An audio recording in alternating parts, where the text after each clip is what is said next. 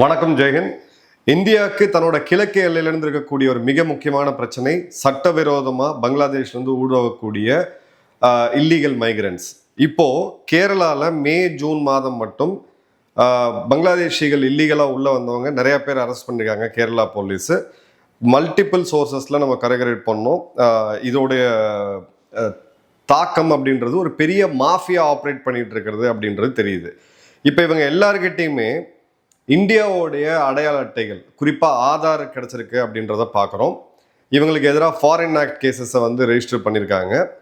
இதில் ஒரு ஒரு ஒரு பேட்டர்ன் இருக்கக்கூடியதை நம்ம அப்சர்வ் பண்ண முடியுது. ஒரு நூற்றுக்கணக்கான நியூஸு இல்லீகல் பங்களாதேஷிகள் கைது செய்யப்படுறாங்க வேறு வேறு மாநிலங்களில். அது எல்லாத்தையும் கோர்வையாக போட்டு நம்ம ஆராய்ச்சி பண்ணோம் அப்படின்ற போது இந்த இடத்துல ஒரு டாக்குமெண்ட் ஃப்ராட் பேட்டர்ன் அப்படின்றது இருக்குது.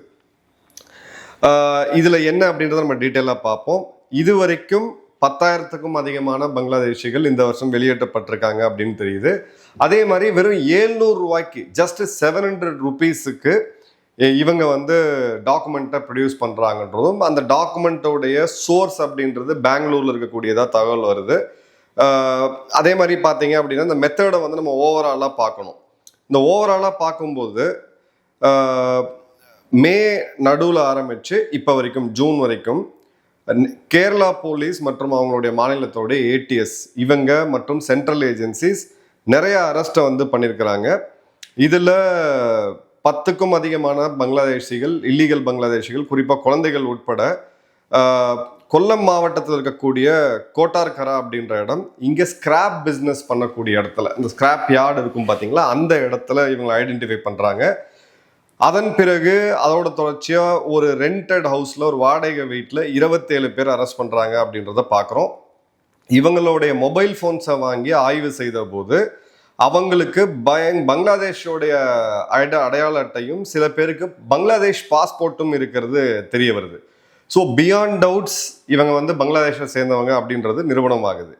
அதன் பிறகு எல்லா மாநிலத்திலையும் கைது செய்யப்படக்கூடிய இந்த ஆட்கள் இவங்களோட பார்க்கும்போது Aadhaar, voter ID, PAN card, இது மூணுமே பார்த்தீங்கன்னா நார்மலாக இருக்கிறத நம்ம பார்க்க முடியுது. ஸோ ஆதார் வேணும் உங்களுக்கு அப்படின்னா ஃபர்ஸ்ட் உங்களுக்கு ஒரு அட்ரஸ் ப்ரூஃப் வேணும், ஐடி ப்ரூஃப் வேணும். பேன் வேணும் அப்படின்னா கண்டிப்பாக உங்களுக்கு ஆதார் வேணும், உங்களுடைய வங்கி கணக்கு கண்டிப்பாக வேணும், இல்லை உங்களுக்கு ஒரு ஐடி ப்ரூஃப் வேணும். ஓட்டர் ஐடி நிச்சயமாக உங்களுக்கு ஃபிசிக்கலாக பூத் லெவல் ஆஃபீஸர்ஸ் வெரிஃபை பண்ண பிறகு தான் ஓட்டர் ஐடி கிடைக்கும். இந்த இடத்துல சில ஆதார் கார்டுகள் ஜென்யூனாக இருக்குது, உண்மையாலுமே இந்திய அரசாங்கம் தான் அதை வழங்கியிருக்கிறாங்க. சிலது பார்த்தீங்க அப்படின்னா ஃபோர்ஜரி, அந்த டிடிபி, அடோ ஃபோட்டோஷாப் யூஸ் பண்ணி தத்ரூபமாக அதை பண்ணுறது. நீங்கள் அந்த கியூஆர் கோடை ஸ்கேன் பண்ணாலே அரசுக்கு தெரிஞ்சிடும் அது உண்மையா பொய்யா அப்படின்னு சொல்லிட்டு. அதன் பிறகு இவங்களை கோர்ட்டில் ப்ரொடியூஸ் பண்ணி ஃபாரினர்ஸ் ஆக்டில் கைது செய்து ரிமாண்ட் பண்ணுறாங்க. இந்த இடத்துல தான் ஒரு பெரிய ஒரு நெட்வொர்க் ஆப்ரேட் பண்ணிட்டு இருக்கிறது தெரிய வருது. இப்போ ஒன்று ஜென்யூன் டாக்குமெண்ட், அப்போ தவறுகள் எங்கெங்க நடக்குது அப்படின்றத மத்திய அரசாங்கமும் இதை இம்ப்ளிமெண்ட் பண்ணக்கூடிய மாநில அரசில் இருக்கக்கூடிய அந்த சிட்டிசன் சென்டர்ஸ் எல்லாமே. ரெண்டாவது எடுத்தீங்க அப்படின்னா ஃபோர்ஜ்டு டாக்குமெண்ட்.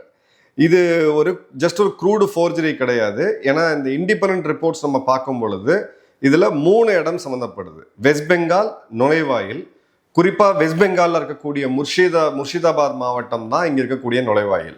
ஸோ அங்கே இருக்கக்கூடிய ஆள் நடமாட்டம் இல்லாத கிராசிங் பாயிண்ட்ஸை பயன்படுத்தி, குறிப்பாக அவங்களுடைய மேற்கு வங்க அரசில் முன்னாடி இருந்த அரசு டிஎம்சியோடைய அவங்க ஒரு ஆட்கள், அங்கே லோக்கல் இருக்கிறவங்களாம் சேர்ந்து இவங்களை இந்தியாவுக்குள்ளே அலோவ் பண்ணுறது ஒரு மாஃபியா, ஒரு பார்ட்டு. அதன் பிறகு மேற்கு வங்கத்திலேருந்து ரயில் மூலியமாக கர்நாடகா, ஆந்திரா, கேரளா போன்ற, தமிழ்நாடு போன்ற இண்டஸ்ட்ரியலி டெவலப்டு மாநிலங்களில் இவங்க நிறைய பேர் உள்ளே வராங்க அப்படின்றத பார்க்குறோம். இதுக்கு 2 காரணம். இப்போ இவங்க உத்தரப்பிரதேஷ், பீகார் அந்த மாதிரியான மாநிலங்களுக்கு இல்லை குஜராத்துக்கு போனாங்க அப்படின்னா அவங்கள ஈஸியாக ஐடென்டிஃபை பண்ண முடியும். இங்கே மாதிரி தெற்கில் இருக்கக்கூடிய மாநிலங்களில் வந்தால் இவங்க பெங்காலி பேசுவாங்க. பெங்காலி பேசும்போது இவங்க எல்லாருமே வெஸ்ட் பெங்காலோடைய தங்களோட அடையாளமாக வெஸ்ட் பெங்கால் மாநிலத்தை சொல்லுவாங்க. காவல்துறையோ இல்லை அந்த எம்ப்ளாயர்ஸோ இவங்களை ஐடென்டிஃபை பண்ணுறது அப்படின்றது கொஞ்சம் கஷ்டமாகும்.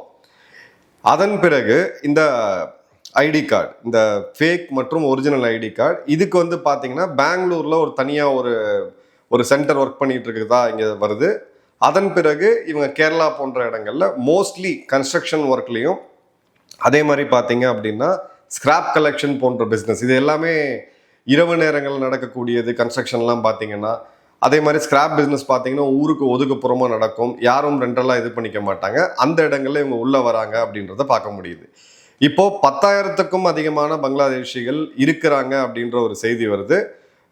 ஒரு மலையாள பத்திரிகையில் இந்த ரிப்போர்ட் வந்திருக்கு. அஃபிஷியல் சோர்சஸ் ஒன்றும் கரபரேட் பண்ணல.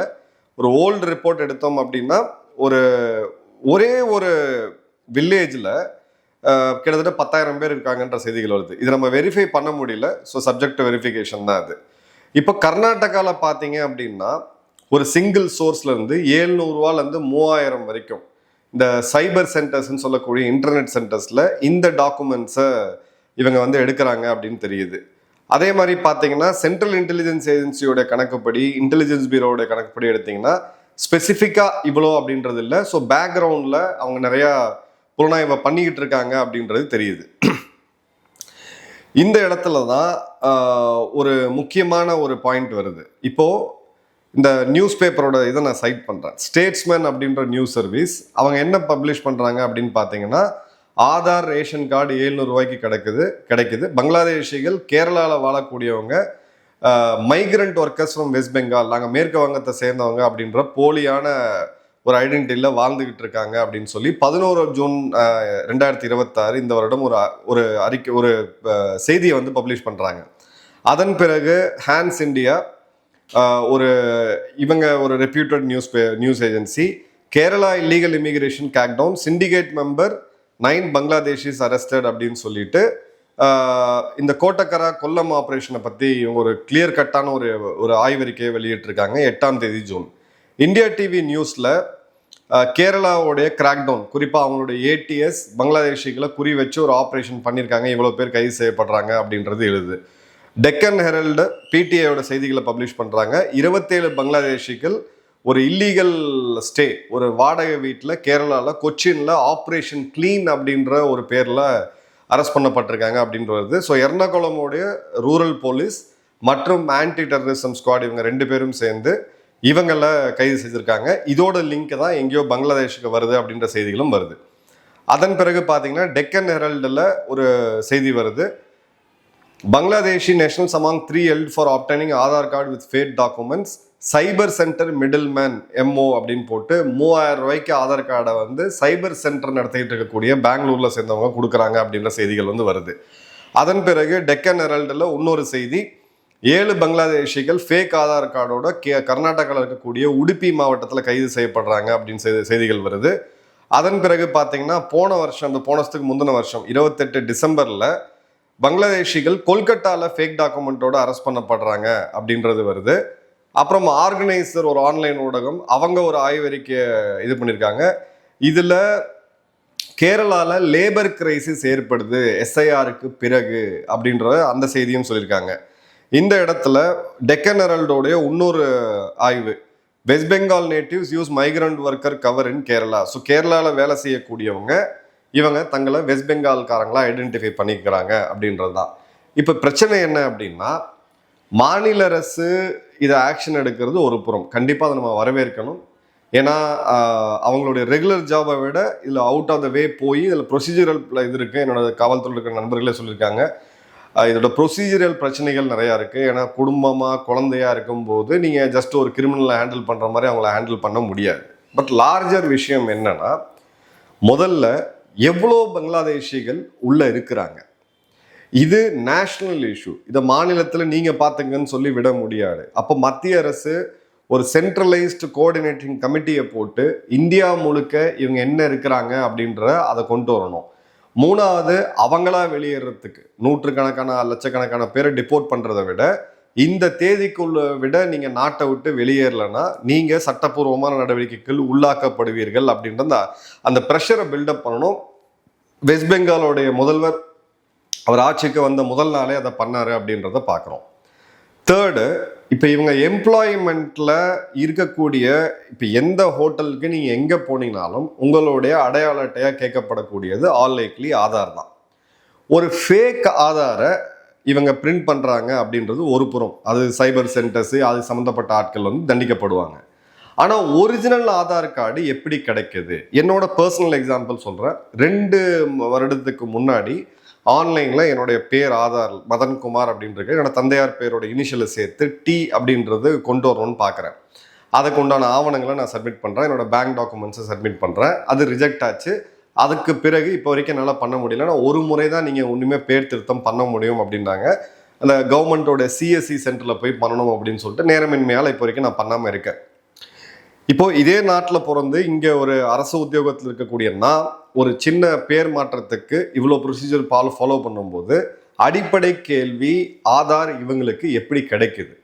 அந்த ஆதாரை இஷ்யூ பண்ணக்கூடிய அத்தாரிட்டி சென்ட்ரல் கவர்மெண்ட் இப்போ டெலிகேட் பண்ணியிருக்காங்க. சிஎஸ்சின்னு சொல்லக்கூடிய அந்த சென்டர்ஸில் தான், மையங்களில் தான் ஆதாரை வந்து இப்போ என்ரோல் பண்ணுறாங்க, சில பேங்க்குகளில் பண்ணுறாங்க. ஸோ இவங்க காவல்துறை இந்த மாதிரி ஒரு வீடு வீடாக போய் தேடி அவங்க கண்டுபிடிக்கணும் அப்படின்னு சொல்லி நம்ம காவல்துறையை வந்து கட்டாயப்படுத்துகிறோம் அப்படின்ற போது இங்கே எழக்கூடிய கேள்வி, இந்த ஆதாரையும் இந்த பேன் கார்டையும் இந்த ரேஷன் கார்டையும் இந்த ஓட்டர் ஐடியும் வெரிஃபை பண்ணாமல் இல்லை சரியாக வெரிஃபை பண்ணாமல் இஷ்யூ பண்ணக்கூடிய இவங்களுக்கு என்ன அக்கௌண்டபிலிட்டி இருக்குது?